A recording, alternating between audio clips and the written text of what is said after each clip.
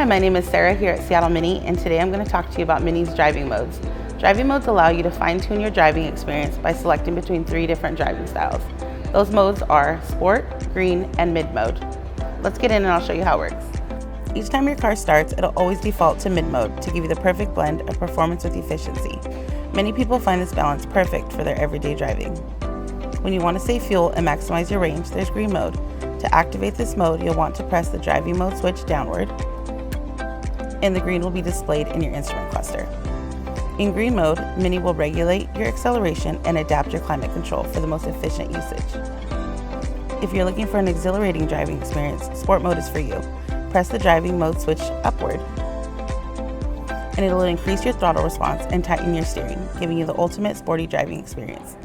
Whatever your mood, your Mini can match it. If you have any questions, please leave them in the comments below, and thanks for watching.